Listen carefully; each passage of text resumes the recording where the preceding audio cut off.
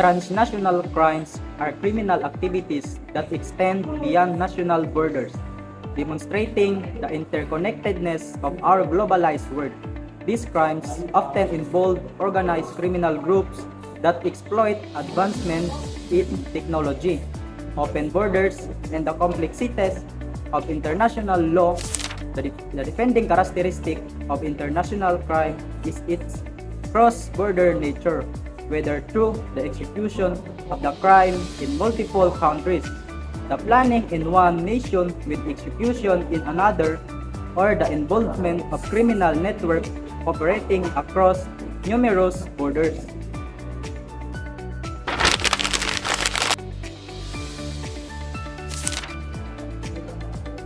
Example of transnational crime: drug trafficking. This involves the illegal production, distribution, and sale of narcotics across international borders. Criminal organizations operate complex networks to move drugs from production areas to consumer market. Human trafficking. This is a grave violation of human rights where individuals are recruited, transported, and exploited for forced labor or sexual exploitation.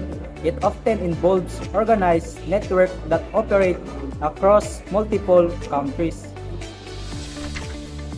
Smuggling of migrants.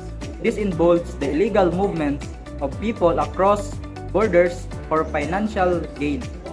Criminal groups facilitate this movement, often subjecting migrants to dangerous and exploitative conduct.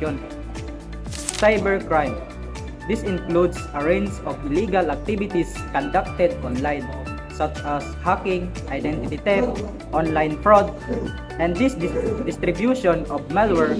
Cybercriminals can operate from anywhere in the world, targeting victims in others' countries. How can we combat those crimes? 1. Strengthening international cooperation. Information sharing. Effective intelligence sharing between law enforcement agencies across borders is crucial.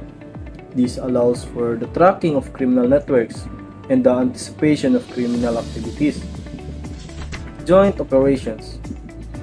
Coordinated operations involving multiple countries can disrupt criminal networks and seize illicit goods. Extradition and mutual legal assistance. Streamlining extradition processes and providing mutual legal assistance enable the prosecution of criminals who flee to other countries. Number 2. Enhancing law enforcement capabilities. Training and resources.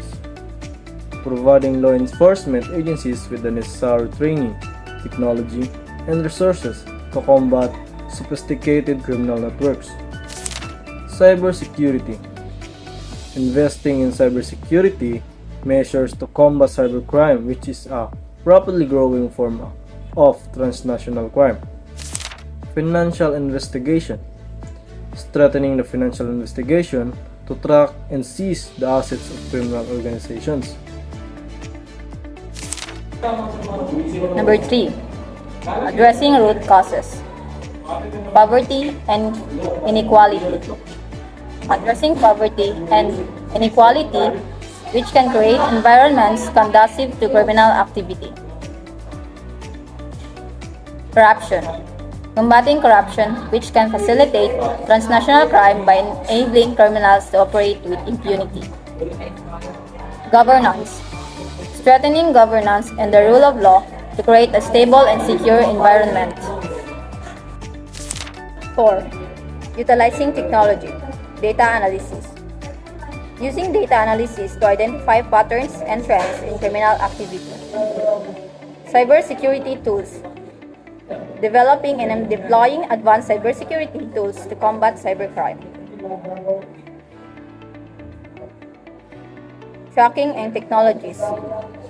Utilizing tracking technologies to monitor the movement of illicit goods and people. 5. Protecting vulnerable populations.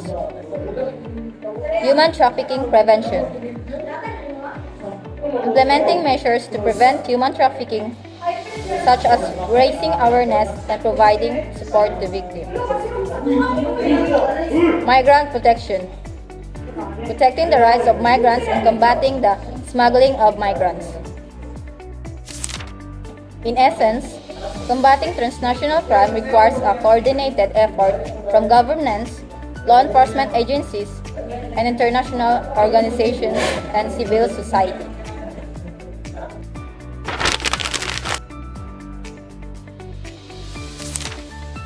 Challenges. Jurisdictional limitation often hinders investigation and prosecution, as crimes may span multiple countries with differing legal systems. Corruption within law enforcement and government agencies can undermine efforts and provide safe haven for criminal networks. Resource constraints in many countries limit the ability to effectively investigate and prosecute transnational crime. Rapid technological advancement employed by criminals pose constant challenges, requiring law enforcement to adapt quickly. Balancing data privacy concern with security needs is crucial to maintain public trust while effectively combating crime.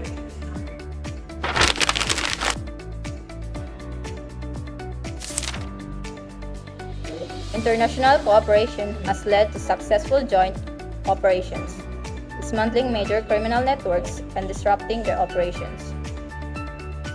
Technological advancement in law enforcement, such as data analytics and surveillance tools, have improved the ability to track and apprehend criminals.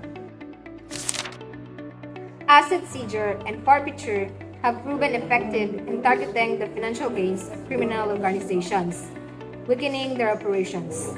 Legislative reforms have strengthened legal frameworks to address specific types of transnational crime, such as human trafficking and cybercrime. Despite the challenges, these successes demonstrate that progress can be made. Continued efforts to strengthen international cooperation, invest in technology, address corruption, and build capacity are essential to overcome these obstacles and achieve further victories in the fight against transnational crime.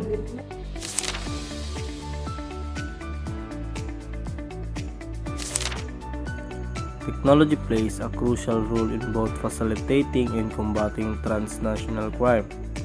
Data analytics help law enforcement identify patterns and predict criminal activity, while surveillance technologies like drones, facial recognition, and CCTV improve monitoring and tracking of suspects.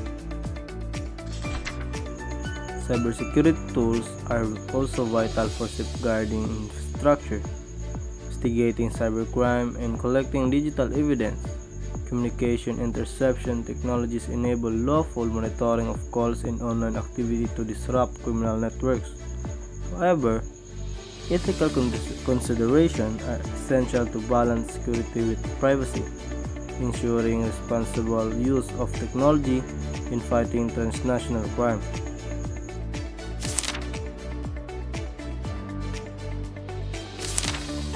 To combat transnational crime, enhance international cooperation, invest in advanced technology, address corruption, build law enforcement capacity, focus on prevention, and foster public-private partnerships. Promote ethical use of technology, establish clear guidelines and regulation for the use of surveillance and other technologies to ensure they are deployed responsibly and respect individual rights. By implementing these recommendations, countries can collectively strengthen their effort to combat transnational crime, protect their citizens, and uphold the role of law in an increasingly interconnected